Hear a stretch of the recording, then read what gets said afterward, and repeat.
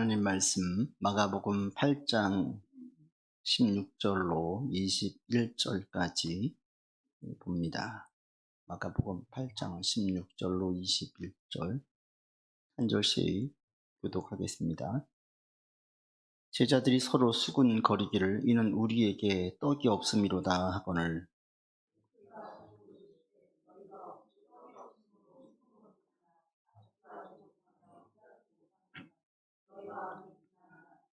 너희가 눈이 있어도 보지 못하며 귀가 있어도 듣지 못하느냐 또 기억하지 못하느냐.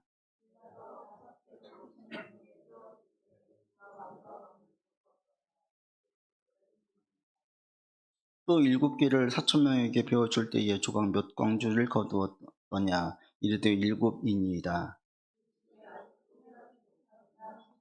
아멘. 지난주의 말씀에서 예수님께서 헤롯의 누룩, 바리새인의 누룩을 조심해라, 주의해라 라고 말씀을 드렸습니다. 그 얘기는 바리새인들이 외식하는 신앙을 조심해야 되고, 헤롯처럼 부귀와 명예와 권세를 위해서 모든 것들을 불사르는 인생, 그 인생을 담지 말라, 그 인생들을 조심해라. 그리고 이게 얼마나 조심하냐면 누룩의 비유를 들어서 변절될 수 있다, 곰팡이 있을 수 있다. 그게 어떤 의미겠습니까? 우리도 모르는 사이에 곰팡이가 쓰는 것처럼 우리 신앙에도 곰팡이가 될 수 있다. 그러니까 그 정도로 바리새인의 외식의 신앙이 위험하고 헤롯의 그 야망에 차 있는 그 인생의 모습이 위험하니까 조심해라. 이게 포인트였어요. 그랬는데 제자들은 그 말씀을 듣고 어디에 초점을 뒀습니까? 16절 제자들이 수군거리기를 시작한 겁니다. 같이 읽겠습니다. 제자들이 서로 수군거리기를 이는 우리에게 떡이 없음이로다. 이 떡이 어떤 떡이냐면 위에 10절 이전으로 올라가 보시면 떡광주리 생선 2마리와 떡 7개로 거기에 있는 4,000명을 먹이고 7광주리를 남았어요. 그러니까 5병이어 사건과 7병이어 사건이 마가복음에서 다루고 있는데 이 7병이어 사건 다음 직후에 이들이 올 때에 떡을 안 가지고 왔어요. 그 7광주리를 두고 온 거예요. 광주리라고 해봐야 큰 소쿠리가 아니라 우리 휴대용 예전에 그 장 갈 때 조그맣게 들어오고 다니는 그 정도의 백이에요. 이런 것들을 이제 가지고 있었는데 그런 광주리에 떡이 담아져 있었는데 이걸 두고 온 거예요. 제자들이 이걸 계속 걸려 했는데 예수님께서 갑자기 누룩의 얘기를 하니까 헤롯과 바리새인에게 초점을 두지 않고 누룩에 꽂힌 거예요. 누룩이 어디서 나와요? 빵에서 나오니까 야 우리가 두고 온 떡에 대한 이야기인가 보다 라고 수군거리는 거예요. 이게 지금 사실 우리가 볼 때에는 도대체 맞지 않잖아요. 누가 봐도 헤롯의 누룩이라고 하면 그 누룩이 빵을 이야기하는 것이 아님을 누구나 알 수 있어요. 헤롯의 누룩, 바리새인의 누룩, 비유의 말씀이구나. 이게 어떤 비유냐로 보면 되는데 제자들은 그걸 비유로 보지 않고 1차원적인 사고로 떡으로 생각을 하는 거예요. 이건 누가 봐도 가르칠 때 강의를 하면 이거 이해하지 뭐 비유로 예화를 들었더니 그것을 사실로 봐가지고 일어난 사건처럼 설명을 해버리면 답이 없잖아요. 지금 제자들이 그런 형국인 거예요.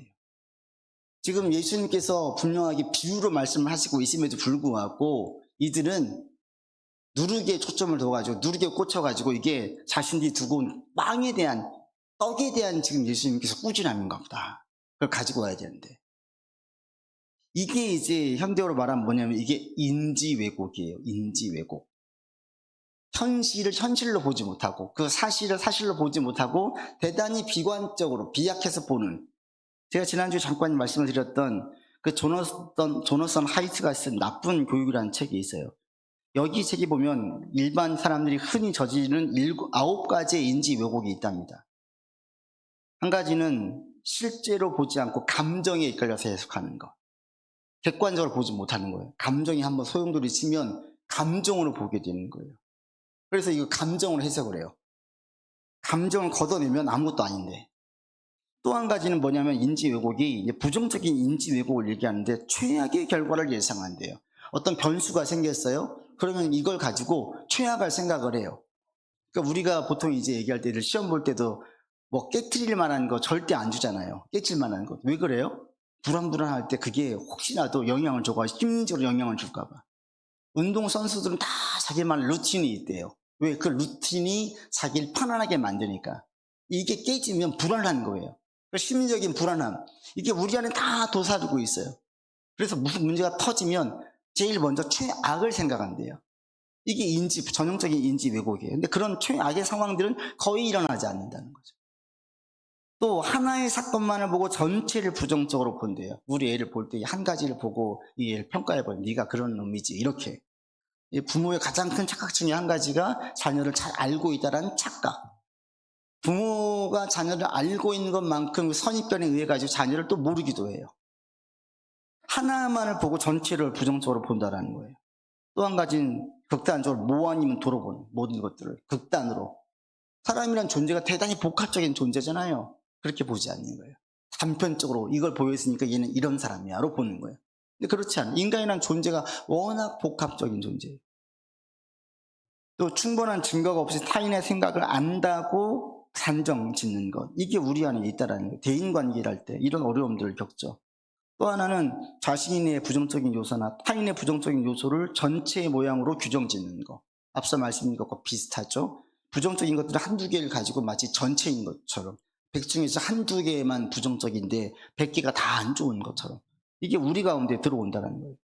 그리고 이런 사람들 보면 대부분 부정적인 면만 거의 전적으로 집중한대요. 모든 얘기들이 전부 다 부정적인 얘기하는 게. 긍정적인 면은 별로 주목하지 않는데요. 그게 이제 인지 왜곡으로 간다라는 거예요. 또 하나 자신과 타인의 긍정적인 행위는 대단히 사소하게 본대요.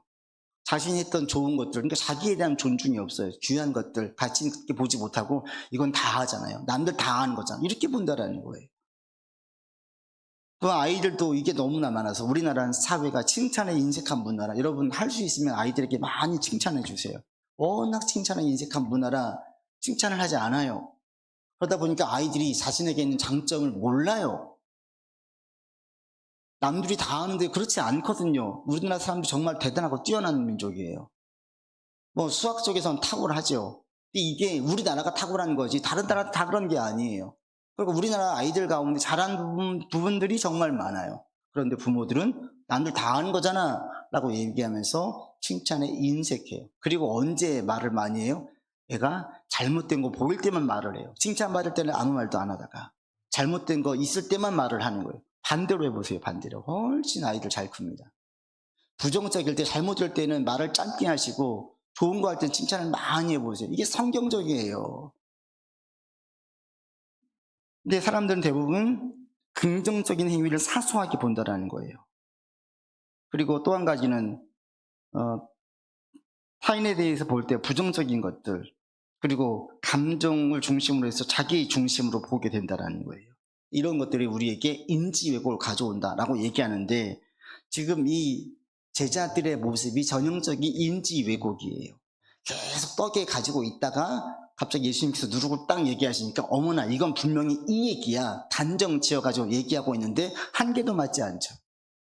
예수님 지금 말씀하신 강조는 떡이 아니었죠. 말씀하시는 것은 그들이 잘못된 신앙, 변질될 수 있는 위험, 이거에 대한 경고였지 떡 얘기가 아니었는데 완전 잘못 잡았어요. 사람들이 보통 언제 이렇게 부정적으로 인지 왜곡이 빠지냐면 자신들이 중요하게 여기는 것이 문제가 될 때 생겨요. 중요한 것이 문제가 될 때. 그렇지 않겠어요? 별로 중요하지 않은 것은 신경 안 써요. 중요한 것들이 문제가 될 때 이렇게 인지 왜곡에 빠져요. 이들에게 지금 이 상식이 가장 중요한 게 뭐였냐면 먹는 문제였어요.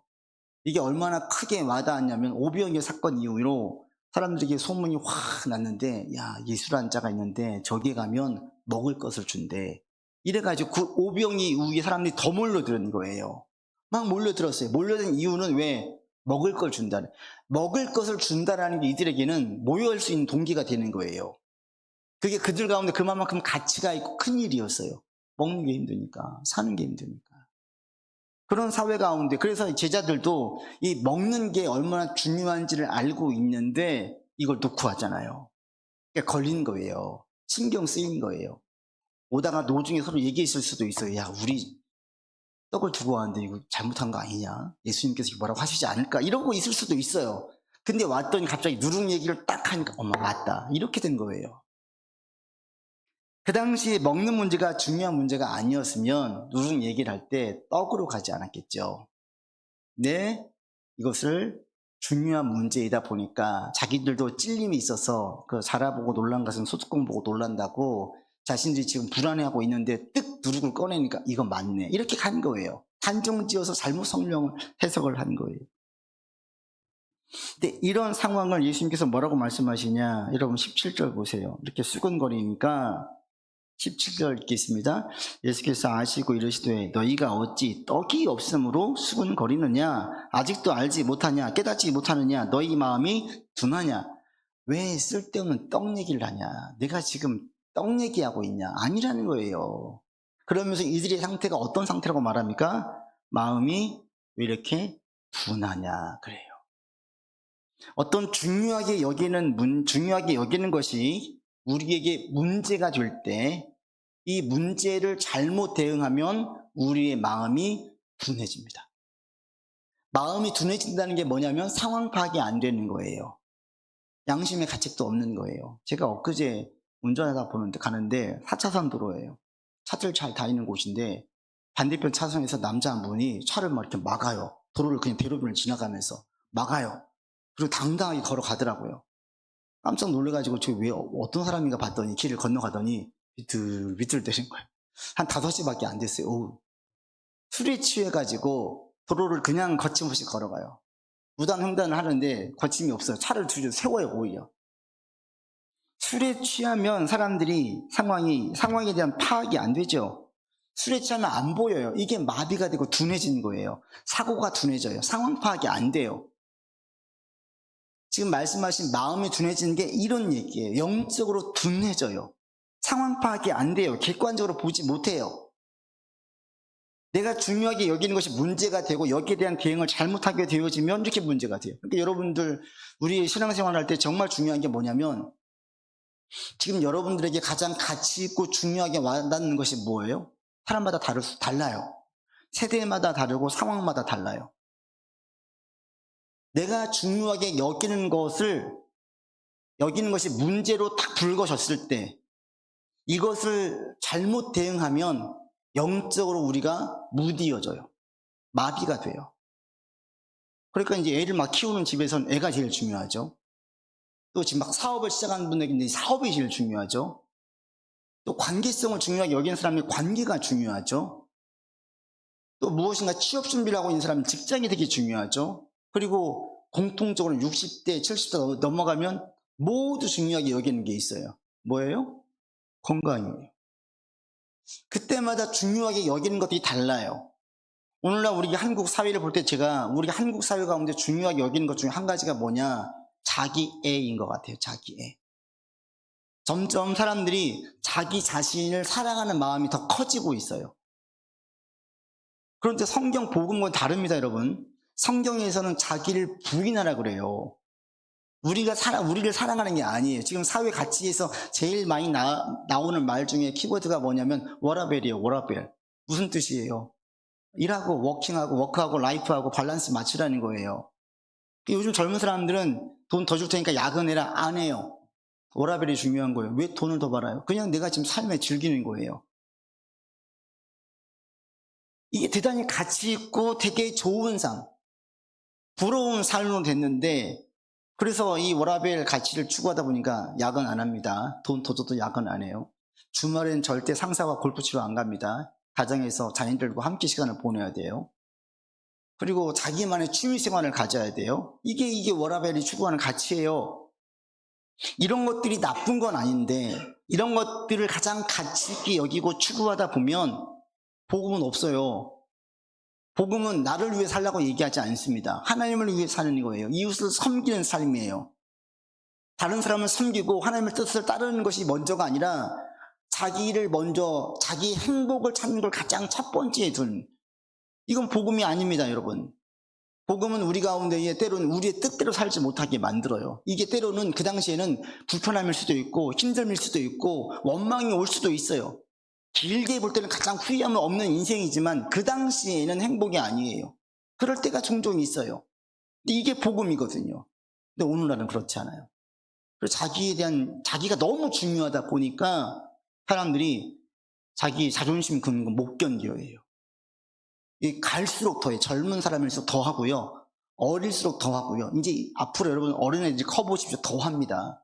지금도 상식을 벗어난 범죄행위, 자기 말을 무시했다고 막 식당에서 자기 물건을 늦게 줬다고, 그걸 못 견뎌가지고 물건 다 엎어버리고 그냥 나와버리고 물건 값도 계산하지 않고 막 이런 일들이, 이상한 일들이 있는데 앞으로는 더 하면 더했지 덜해지진 않을 거예요. 왜? 전부 다 자기가 중요하거든요. 내 생각이 중요해요. 내 중심이 중요해요. 그런데 그러다 보니까 지지난주에 했던 수로보니의 여인처럼 여인을 막 개로 취급했잖아요. 이렇게 우리가 당하면 못 견뎌하는 거예요, 사람들이.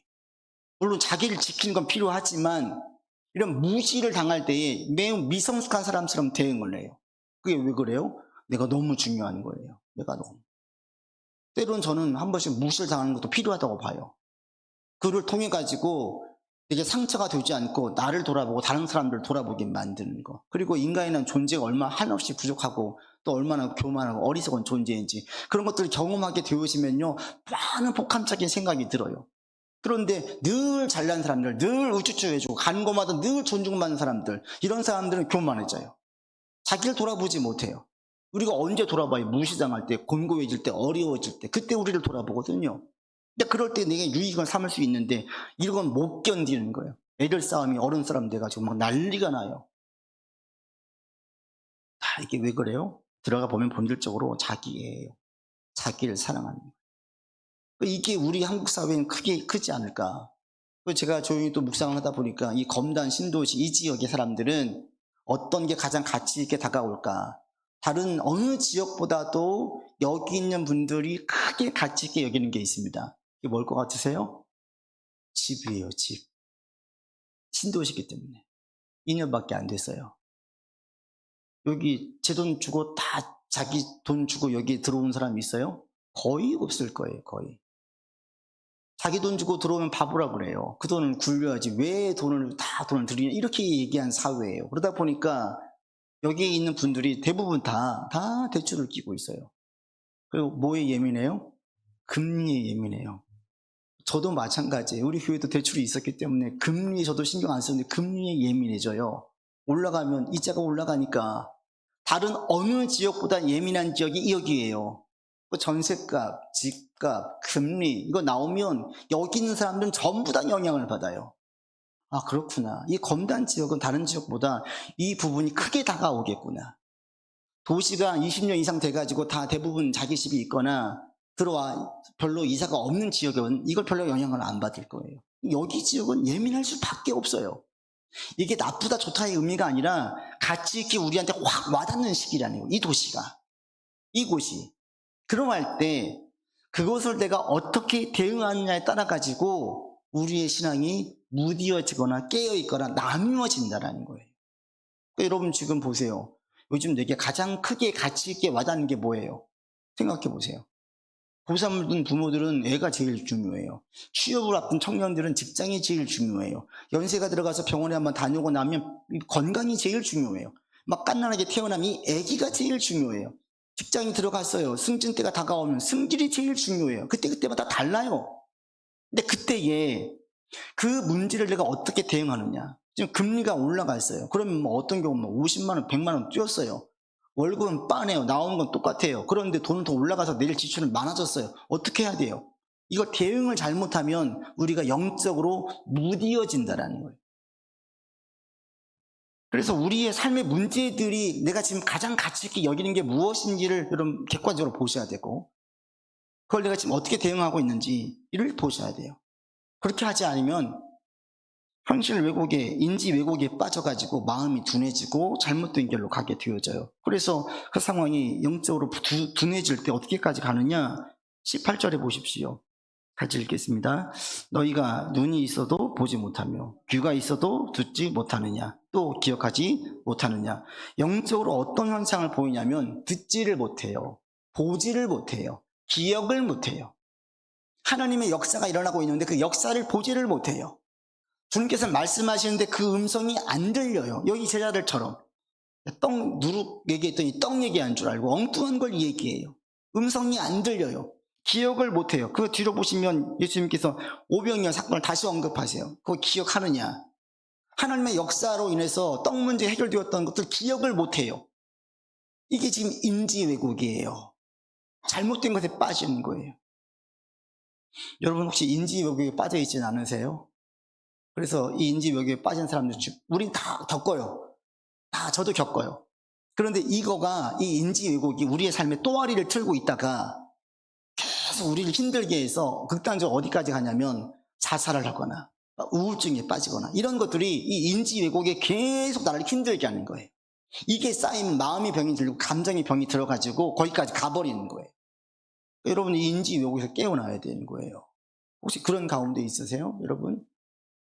제가 볼 때 그러면 이거 어떻게 해야 되느냐? 첫 번째로 이 삶의 문제가 영적인 무디어즘으로 인지 왜곡으로 영적 마비로 가지 않으려면 어떻게 해야 되느냐? 이게 이제 영적으로 어두워진 상태거든요. 가지 않으려면 어떻게 해야 되느냐? 첫 번째가 우리의 삶의 이 문제들이 내게 근심과 걱정으로 오는지 오지 않는지를 보시면 돼요. 근심이 뭐냐? 해결되지 않은 일 때문에 속을 태우거나 우울해지는 거래요. 뭔가 문제가 있어요. 이게 해결이 안 됐어요. 근데 이것 때문에 막 마음이 타, 속이 타. 그리고 이게 감정적으로 확 깔아앉게 만들어가지고 우울하게 만들어. 이게 근심이래요. 걱정은 뭐냐?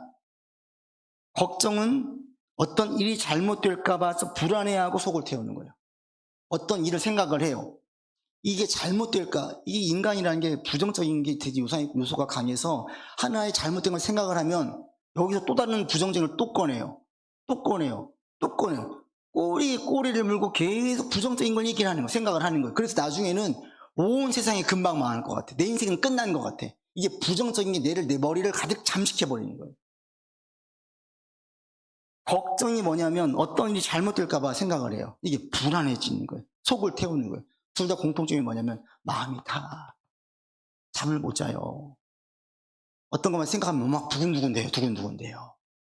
이게 걱정과 근심인데 우리가 살면서 이런 것들은 종종 찾아옵니다. 다 있어요. 문제는 이게 계속 나를 힘들게 하는 사람들. 해소하지 못하고 계속 끌어안고 있어가지고 계속 걱정과 근심 가운데 있는 사람들. 이게 이제 영적인 어둠으로 가요. 여러분 가운데 어떤 문제가 있어요? 그 문제가 근심과 걱정으로 옵니까? 주님께서 분명히 말씀하셨어요. 염려하지 말라. 이건 명령이에요. 해도 되고 안 해도 되는 게 아니라 염려하지 말래요. 그럼 염려를 안 해야 되는데 다 염려를 해요. 말씀에 순종하지 않는 거예요. 넘겨버려야 돼요. 걱정거리가 왔어요. 근심거리가 왔어요. 주님께서 마태복음 11장에 뭐라고 말씀하십니까? 수고하고 무거운 짐진 자들아 다 짐을 지고 있어. 걱정거리, 근심거리 다 내게로 오라. 내가 너희를 쉬게 하니 어떻게 쉽니까? 이거 쥐가 어떻게 쉬어요? 넘겨야지 쉬지요. 예수 믿고 큰 축복 중에 한 개가 뭔지 아십니까? 여러분 인생의 짐이 가벼워지는 거예요. 주님께 넘겨야 가벼워지죠. 내가 계속 끌어안고 주여 해보세요. 가벼워집니까? 안 가벼워져요. 이거 걱정과 근심이 없다는 것은 위임을 해보는 거예요. 넘겨보는 거예요. 여기에서 신앙이 좋아지는지 신앙이 정체되고 퇴보되는지가 갈려집니다. 여러분 교회에서 주여 아무리 외쳐봐야 이걸로 신앙이 성장하지 않습니다.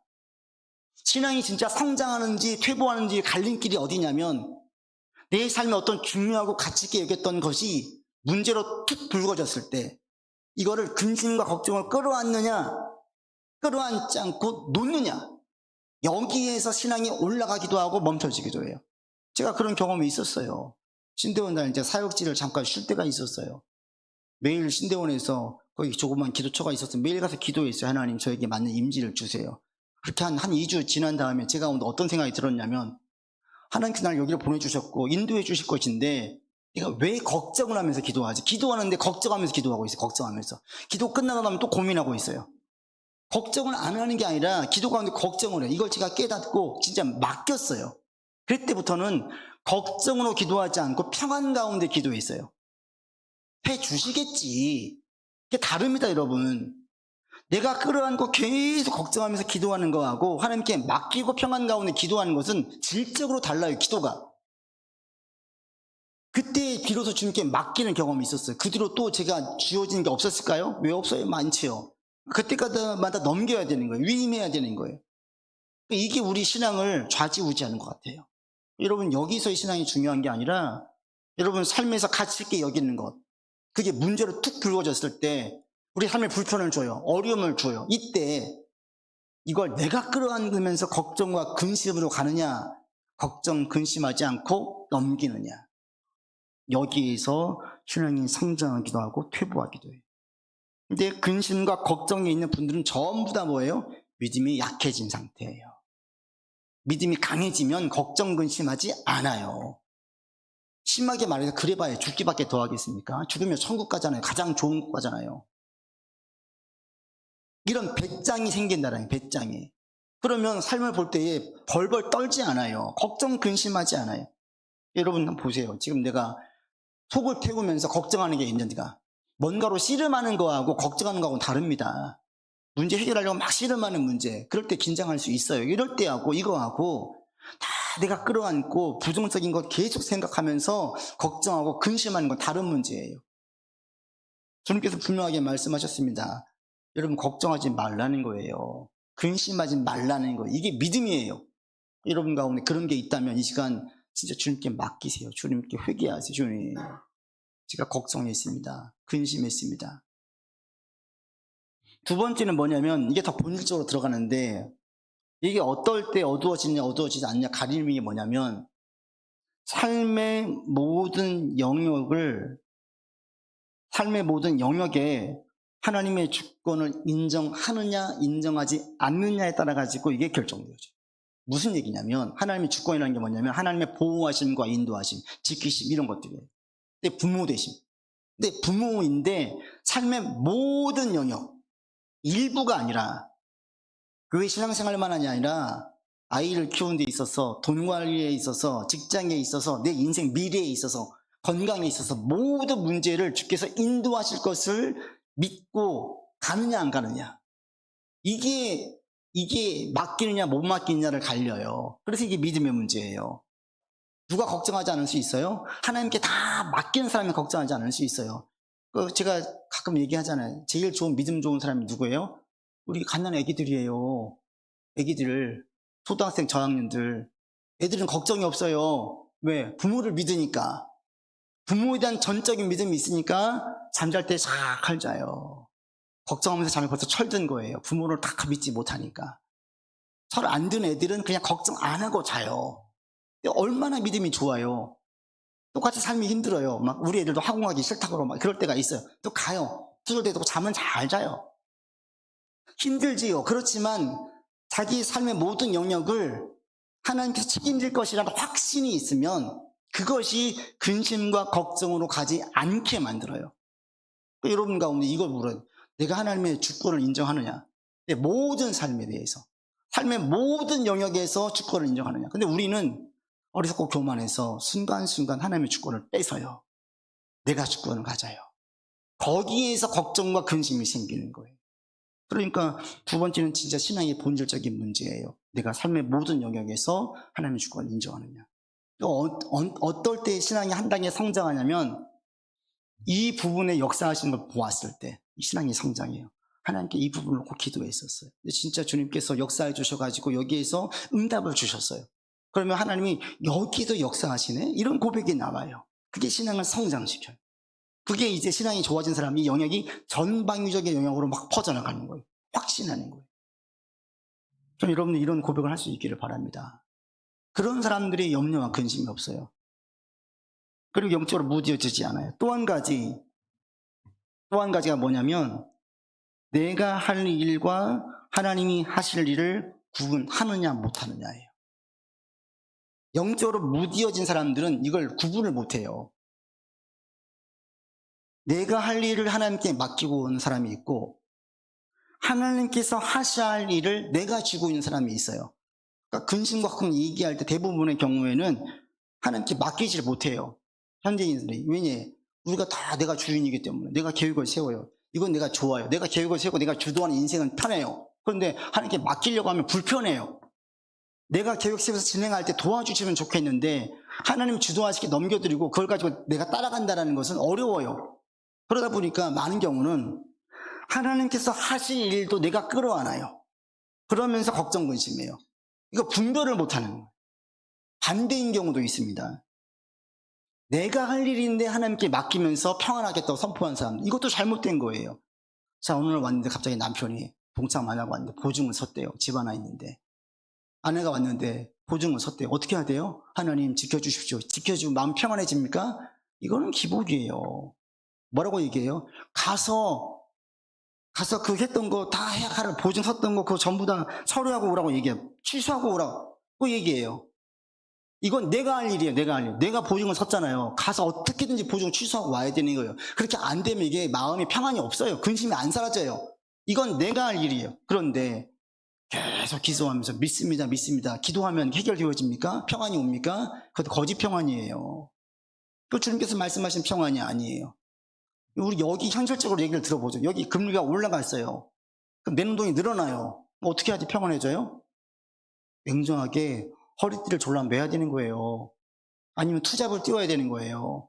그래야지 이게 만회가 되어야 마음이 평안해지는 거예요. 이거는 주님께 넘길 문제가 아니에요. 내가 끌어안고 씨름할 문제예요. 그렇지만 씨름하지만 이 문제가 우리 인생을 망하게 하지 않는다. 이게 신앙이에요. 기복신앙은 기도만 하래요. 제가 지금도 기억나는 간증이 하나 있는데, 오래전에 어느 분이 시골에 사시는 기도원에서 들었던 간증이, 그 시골 근처에 살고 있는 분이 와서 간증하는데, 제가 사실은 지금 돼지가 새끼를 하고 있는데 믿음으로 왔습니다 이러는 거예요. 다 빵 터졌죠. 돼지가 간증으로 나올 줄은 상상도 못했습니다. 하나님께서 낫게 해주실 겁니다. 어찌 보면 참 믿음이 좋아 보이죠. 어찌 보면 기복적인 거예요. 돼지를 키우고 돼지를 낳을 때 돼지가 눌려 죽을 수 있으면 제가 돼지를 잘 모르기 때문에, 만약에 그렇다면 봐야 된다면, 보는 게 맞다면 봐야 되는 게 맞는 거예요. 맡기는 게 믿음이냐? 아니에요. 예전에 잘못되었던 것 중에 한 가지가 안타까웠던 게, 교회에서 무조건 다 충성봉사하면 믿음 좋다고 얘기했어요. 그냥 1년 내내 사역자처럼 교회 살아요. 하루 종일 모든 신방 모든 행사 다 해요. 다. 그런 경우를 봤어요. 어느 분이 그러면 애들은 누가 키워요? 이분이 딱 하는 말이 뭐라고 얘기해요? 하나님이 키워주십니다. 믿음 좋아 보이죠? 기복이에요. 부모로서 부모가 담당해야 될, 수고해야 될 영역이 분명히 있어요. 이거는 기도로 되는 게 아니에요. 내가 수고해야 되는 거예요. 내가 거기에 가서 애를 써야 되는 거예요. 이게 내가 할 일이에요. 근데 내가 할 일을 내가 하지 않고 하나님께 맡기고 믿습니다. 교회 일 열심히 하면 다 해결해 주시겠죠? 아니요. 이건 기복이에요. 하나님께서 원하시는 방법이 아니에요. 구약이 어떤지 아십니까? 결혼했으면 군대도 안 보내요. 군대에 전쟁이 날 때 참전 예외가 구약에서 결혼을 이제 신혼인 사람들은 전쟁터에도 안 보냈어요. 가정 지키라는 거예요. 그냥 지켜주시니까 가자 아니었어요. 매우 현실적이에요. 여러분, 지금 현실적인 문제들을 기복적으로나 잘못된 방법으로 해결하지 마시고 진짜 믿음 안에서 헤쳐나가십시오. 이게 신앙이에요. 그러니까 의외로 많은 분들이 내가 할 일을 하나님께 맡기고 걱정하는 분들이 있고, 하나님께서 하실 일들을 내가 끌어안고 걱정하는 분들이 있어요. 여러분, 이거에 대한 잘 구분할 수 있기를 바랍니다. 그래서 구분하고, 이게 내가 진짜 씨름할 문제면 씨름하세요. 대신 우리가 어떤 전제가 있습니까? 하나님 주권, 주님께서 이 일을 통해서 우리 가정 망하지 않게 한다. 내 인생 끝나지 않게 한다. 하나님께서 맡기신 사명을 감당하는데 문제가 안 된다. 지금 잠깐 곤욕스럽고 어려울 뿐이다. 로 인식하면서 문제를 헤쳐나가는 거예요. 그렇게 나갈 때에 주님의 역사를 볼 수 있어요. 이렇게 되어지면 영적으로 미혹에 빠지지 않고 영적으로 어두워지지 않습니다. 저는 여러분들이 영적으로 어두워지지 않기를 바라요. 주님의 역사는 지금도 계속되고 있는 그게 보이기를 바랍니다. 이런 것들을 잘 분별하셔야 돼요. 본문을 보면 또 한 가지 우리에게 와닿는 게 뭐냐면, 제자들이나 우리나 50보 100보구나 이거 느끼지 않아요? 제자들도 지금 똑같이 인지 왜곡에 빠졌어요. 아니 오히려 우리보다 못할 수도 있어요. 실질적으로 12제자 가운데에 어부가 4명이에요. 당시 어부는 가장 못 배운 사람들. 3분의 1이 제대로 배우지 못한 자들이. 근데 그들을 사도로 세우셨어요. 오늘 본문도 보니까 이해가 부족해요. 누가 보아도 그런 말이 아닌데 지혜가 부족해요. 자질이 부족해요. 그런데 주님은 이것이 전혀 문제가 안 되니까 사도로 세웠겠지요. 문제가 안 돼요. 세상에서는 큰 문제를 보지만 하나님의 사람으로 세울 때는 전혀 문제가 되지 않습니다. 근데 제자들이 공통점이 있어요. 뭐예요? 이들은 생업을 뒤로하고 예수님을 따랐어요. 돈 버는 것보다 더 가치 있고 귀한 것이 예수님을 따르는 것이라고 보았기에 가능했던 거예요. 어떤 사람을 주님께서 쓰시느냐? 주님을 따르는 것을 가장 귀하게 여기는 사람, 주의 말씀을 따르는 것을 가장 가치 있게 여기는 사람, 그런 사람을 주님께서 쓰십니다. 그런 사람을 훈련시키세요. 필요한 것들을 채워주세요. 역사를 보여주세요. 기적이 일어나는 것들을 보게 하십니다. 그런 사람들 가운데 하나님의 역사를 보여주는 거예요. 그래서 찬송가 가운데 주 예수보다 귀한 것은 없네 그렇잖아요. 여러분에게 이 고백이 있어지기를 바랍니다. 어느 순간 살다 보니까 애기 막 낳아서 키워보세요. 주님보다 애가 더 귀해요. 어떤 사람은 자기 건강이 더 귀해요. 바뀌어져요. 자꾸 주권이 바뀌어져요. 주님에게서 자른 걸로. 이게 영적인 싸움이에요. 우리 가운데 여러분. 주님을 제일 첫 번째에 두는 거 항상 이게 쉽지 않습니다. 근데 이게 신앙이에요. 주님의 주권을 인정해서 주 예수보다 더 귀한 것은 없네 찬양을 부를 때마다 여러분 진짜 마음에서 나오기를 바랍니다. 마음에서 하나님 맞습니다. 주님보다 귀한 거 없습니다. 배우자도 부모도 자녀도 그 무엇도 내가 온 힘을 다하고 있는 그 무엇도 주님보다 귀하지 않습니다. 를 첫째로 두고 나아갈 때에 우리가 미혹당하지 않고 쓰임받을 수 있습니다. 깨어있는 여러분들 되기를 바랍니다. 이런 자들은 미혹을 당해도 주께서 깨우쳐 주세요. 그래서 오늘도 여러분 이 고백하세요. 주님보다 귀한 것 없습니다. 주님을 따르는 것을 가장 첫 번째에 두겠습니다. 이 고백하면서 이번 한 주간도 승리하는 삶이 되기를 바랍니다. 아버지 하나님, 주님께서 헤롯의 누룩, 바리새인의 누룩을 주의하라고 했는데 제자들은 엉뚱하게 누룩에만 초점을 맞추고 있습니다. 하나님, 우리가 이렇게 순간순간 인지 왜곡에 빠질 때가 있습니다. 삶을 힘들게 하는 문제를 인생 전체의 문제로 보거나 일시적인 힘든 문제를 영원히 힘들 것으로 착각에 빠질 때가 종종 있습니다. 하나님, 이 인지 왜곡이 우리로 영적으로 어둡게 만들어서 보지 못하게 하고 듣지 못하게 하고 기억나지 못하게 합니다. 하나님, 우리 성도들 가운데 이런 분 한 분도 없기를 원합니다. 영적으로 보기를 원하고 듣기를 원하고 기억하여서 소망 가운데 나아가기를 원합니다. 주님 붙들어 주시옵시고 이번 한 주간도 주님의 주권을 인정하고 주님의 보호하심, 지키심, 또 주님께 맡길 영역과 내가 할 일들을 잘 구분하여 힘쓰는 삶이 되게 인도하여 주시옵소서. 감사드리며 우리 구주 예수 그리스도 이름으로 기도드립니다. 아멘.